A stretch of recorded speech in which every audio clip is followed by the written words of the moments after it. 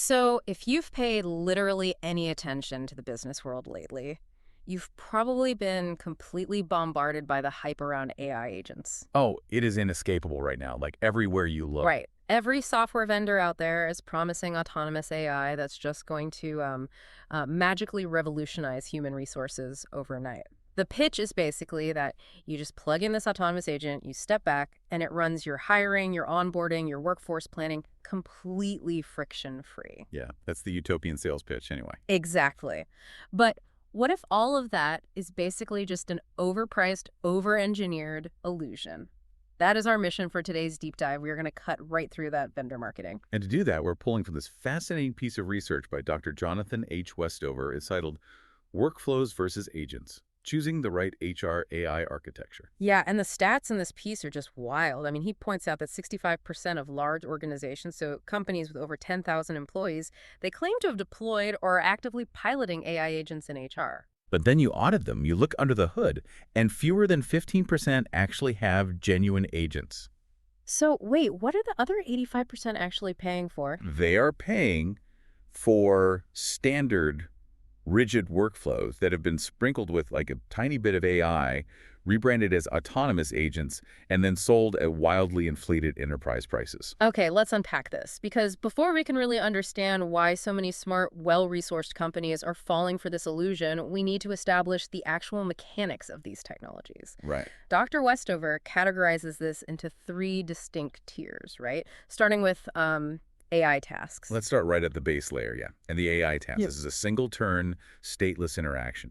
And stateless basically just means the AI has amnesia. It doesn't remember the interaction 10 seconds after it happens. Like asking an AI to summarize a candidate's CV. Precisely. The AI reads it, generates a summary, and immediately forgets it ever existed. Mhm. And because it's so simple, it costs almost nothing. We're talking fractions of a penny per execution. Wow, so practically free. Practically free. But things get more complex and obviously more expensive when we move up one tier to the workflow. A workflow chains multiple tasks together. Right. So think of like a new hire onboarding process. First, extract data from the offer letter. Second, use that data to create IT accounts. Third, generate a welcome packet. The AI might do the data extraction, but human engineers totally own the decision tree. Okay, so the sequence of events is strictly locked in. I find analogies really help here. So using a workflow is kind of like a train on a fixed track. It's reliable, it's predictable, it gets you to the station exactly how you planned. That is a great way to visualize it. The humans own the tracks. Costs go up a bit because you're chaining steps, Yeah. usually somewhere between 5 and 30 cents per execution, Yeah. but it is highly predictable. Which brings us to the most hyped tier, right? The agent. Right. In an agentic system, you don't provide a track. You provide a goal. To stick with your analogy, an agent is like an autonomous off-road vehicle. Oh boy. You give it a destination, and it will dynamically determine its own path to get there, using whatever context and digital tools it has. It owns its own decision tree. Right, but because it's off-roading, it might just drive straight through someone's living room to get to the destination. I mean, honestly, yes. It's incredibly sophisticated. It might check a database, decide to email a candidate, see they didn't open it, switch to texting them, and then escalate a flag to a manager all on its own. That sounds amazing, but also terrifying. It is. Giving the AI the power to make its own decisions is incredibly messy, and more importantly, it's incredibly expensive, which really highlights the core tension of the research here. Because if this off-road agent approach is that unpredictable and just vastly over-engineered for basic tasks, why is every single HR department rushing out to buy them? Well, it comes down to a mix of peer pressure and vendor economics. The academics actually call the peer pressure element institutional isomorphism. Institutional isomorphism. I'm going to need you to translate that into English for me. Fair enough. It's essentially the academic term for corporate FOMO. It describes when organizations adopt a new tech just because their competitors are doing it. It's totally divorced from any actual performance benefits. Oh, so you go to an HR tech summit, everyone is talking about agents, and leadership demands one just so they can brag about it in a shareholder report. Exactly. You don't want to be left behind. And the software vendors building these tools, they know this. They know the difference between a workflow and an agent. They have to know they're selling a train on a track and calling it an off-road vehicle. Oh, they are fully aware. Yeah. But the financial incentives to blur those lines are perverse. If a vendor sells a solid, workflow-based screening system, The standard enterprise rate might be, $2 to $5 per applicant. Okay. But if that same vendor takes that exact same software, tweaks the marketing language, and calls it an autonomous AI agent, the perceived value just skyrockets. They can suddenly justify charging $8 to $15 per applicant. Wait, for the exact same thing. That markup equates to almost $500,000 in wasted budget for a typical enterprise processing, say, 50,000 applicants a year, all for a label change. Yep. But let me push back here for a second, because we see bloated enterprise software contracts all the time. Isn't this really just a semantics problem? Like, if the HR department has the budget and the software successfully screens the candidates, who cares what they call it? It matters deeply because mislabeling the architecture alters the entire risk profile of the organization. Let's go back to your off-road vehicle analogy. If you unleash that vehicle, you don't know exactly where it's going to drive. Right. Because agents make autonomous, unpredictable decisions. You cannot just let them run wild in your corporate system. You have to watch them constantly to make sure they aren't, driving through the living room. Ah, okay. So you have to monitor every single move. Yes, and watching them requires massive infrastructure. The source material points out that organizations implementing true agentic systems see their overhead jump by 40% to 60%. Oh, wow. It's all MLOps machine learning operations. You have to build complex governance dashboards, log every single autonomous decision, and constantly check for data drift. A workflow creates a simple audit trail. An agent is a black box. If it autonomously rejects someone, figuring out why requires a massive forensic investigation. Here's where it gets really interesting, though, because the cost of that black box isn't just a line item on an IT budget. When HR systems use unpredictable AI instead of clear workflows, the human beings subjected to these systems are the ones who suffer. They absolutely do. And that deeply impacts an organization's culture. It's a phenomenal point. It's rooted in a psychological concept called procedural justice. Basically, people don't evaluate fairness based solely on the final outcome. They care just as much about how that outcome was decided. They need transparency. Exactly, which is exactly what workflows provide. If you use a workflow, a rejected candidate can ask for feedback, and the system clearly says you were rejected at step 4 because you have 2 years of experience and this requires 5. Right. It might be disappointing, but it is logical. You can respect it. Compare that to an agent, which optimizes for a broad goal. It might evaluate thousands of microscopic data point skills on your resume, phrasing of job titles, real-time market shifts, and just reject you. It just outputs a no. And to the candidate, that feels entirely capricious. It destroys trust, which leads straight to terrible Glassdoor reviews and ruins the employer brand. Absolutely. But this raises a really crucial question. Does the AI actually have to be wrong for people to hate it? Like, what if the agent evaluates those thousands of data points and makes the technically perfect hiring decision? That is the tragedy of the black box. Yeah. The AI doesn't have to be wrong. Research shows that even when an algorithm is 100% substantively correct, the mere perception of opacity makes humans reject it. Wow. And if you're a manager listening to this, think about it. Managers hate this opacity just as much as candidates do.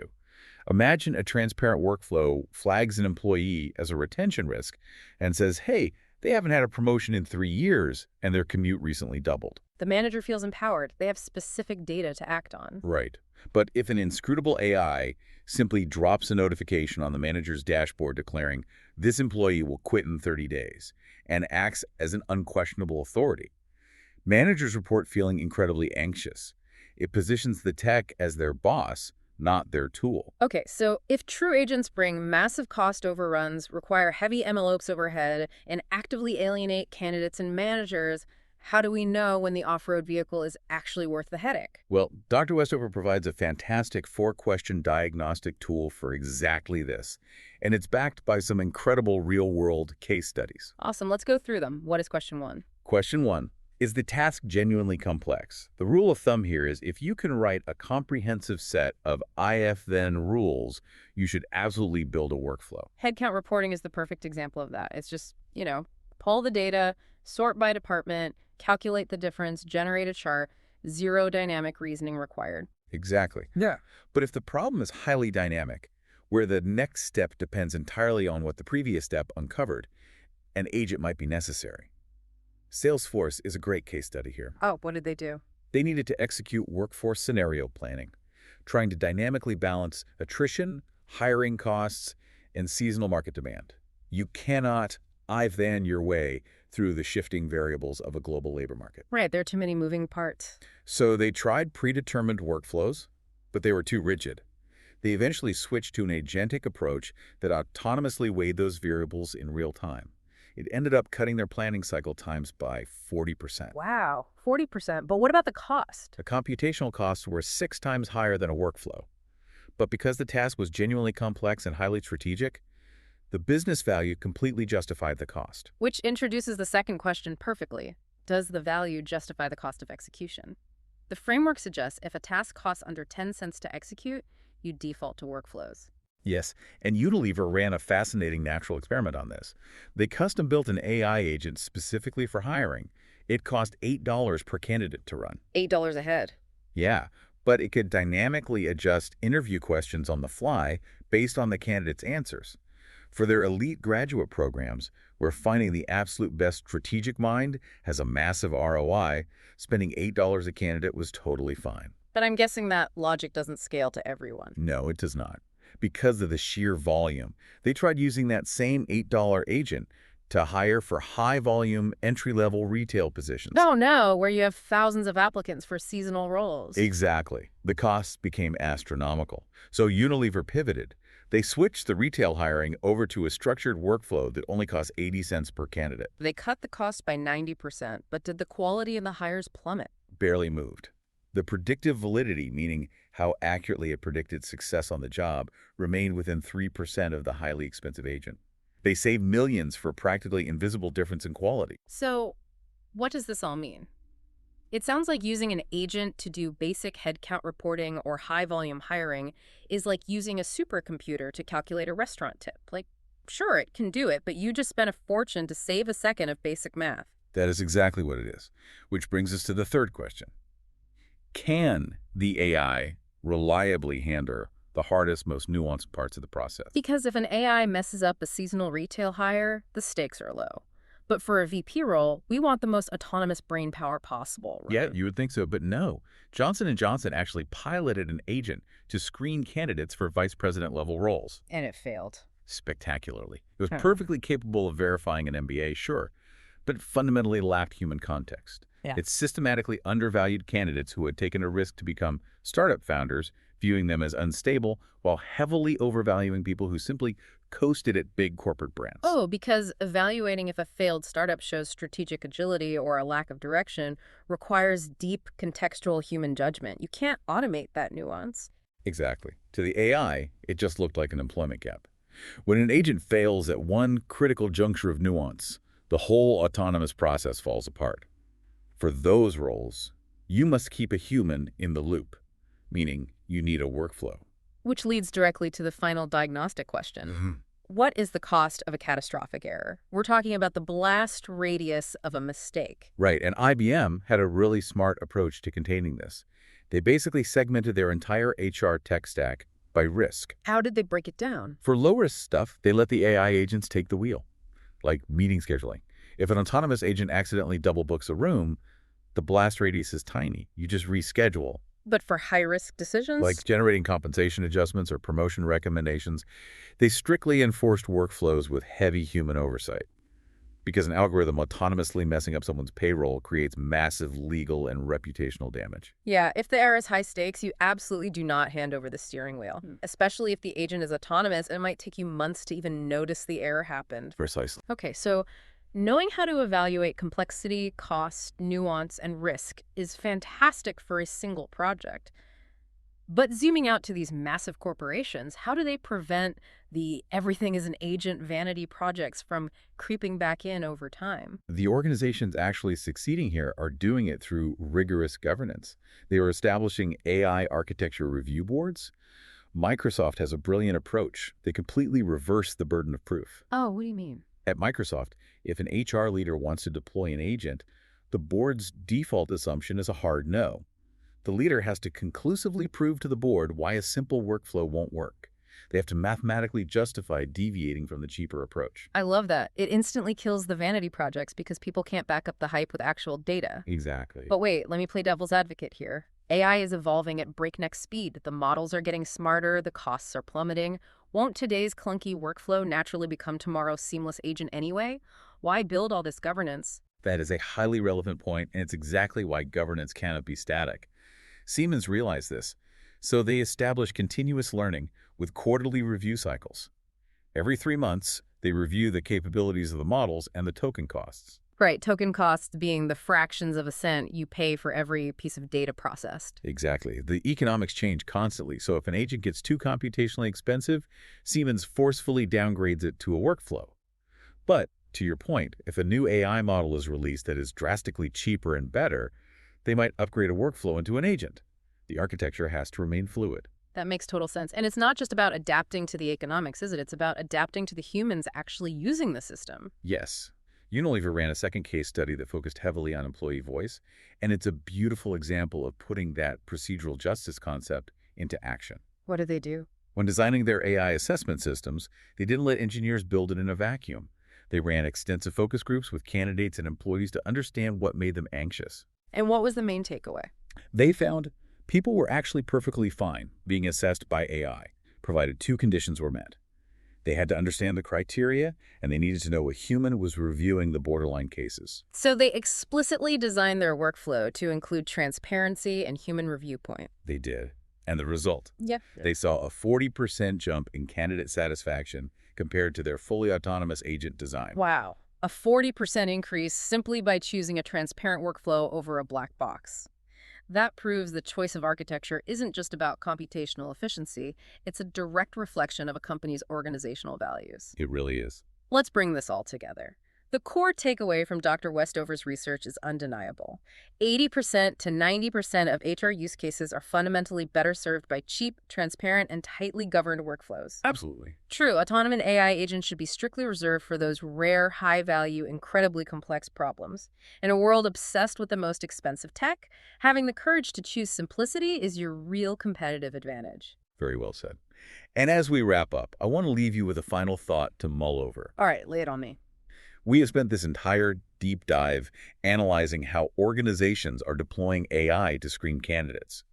But we are rapidly entering an era where applicants are deploying their own personal AI agents to mass apply to thousands of jobs simultaneously. Oh, wow, the applicants are using Aegis to fight the corporate agents. Precisely. The talent pools are flooding. Yeah.